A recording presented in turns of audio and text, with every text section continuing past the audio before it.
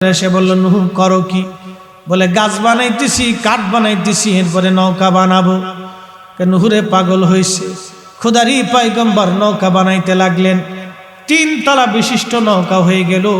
কোন কোন বর্ণনা আসছে 40 হাত লম্বা বিরাট বড় নৌকা নূহ আলাইহিস সালাম বানাইলেন।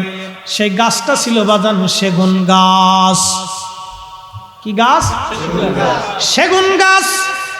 এই জন্য সেগুন গাছের কাঠ খুব মজবুত। সেগুন গাছের কাঠ দিয়ে নৌকা বানানো, ঘরের আসবাবপত্র বানাইলে এটা টেকসই হয়। আল্লাহ সেগুন গাছ লাগাইলেন নূহ আলাইহিস সালাম রে দিয়া। সেগুন গাছ বানানো হলো। এই সেগুন গাছের কাঠ দিয়া বিরাট বড় নৌকা বানানো হলো 3 তলা বিশিষ্ট। আল্লাহ বলেন, ওরে নূহ, তোমার উপরে যারা ঈমান আনছে তাদেরকে তুমি নৌকার মধ্যে উপরের তলায় নিয়ে যাবা।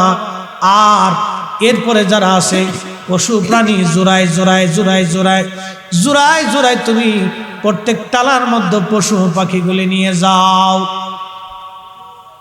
জোড়ায় জোড়ায় তুমি নিবা। নুহুরে, যেই দিন একবারে আগুনওয়ালা চুলার ভিতর থেকে মাটি ফেটে পানি বের হবে, সেই দিন থেকে বুঝবা মহাপ্লাবন শুরু হয়ে গেল। তোমার উনুন থেকে, অর্থাৎ তোমার চুলার ভিতর থেকে আগুন ফেটে, আগুন মানে চুলা ফেটে পানি বের হতে থাকবে। জ্বলন্ত আগুনের চুলার ভিতর থেকে পানি আসবে। আল্লাহর পয়গম্বর নূহ নবী প্রত্যেকটা প্রাণী থেকে 2 জোড়া করে নিলেন। প্রত্যেকটা প্রাণী থেকে 2 জোড়া করে নিলেন। মনোযোগ দিয়েন। নূহ আলাইহিস সালাম তার সন্তানদেরকে ডাকলেন, হাম, শাম, ইয়াফিস এবং কেনান। হাম, শাম, ইয়াফিস এবং কেনান। কেনান কালেমা পড়ে নাই।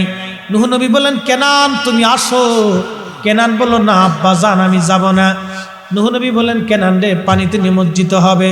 কেনান ডাক দে বলেন, সবচেয়ে বড় পাহাড়ের উপরে আমি চলে যাব, তারপরও বাপ তোমার সাথে যাব না।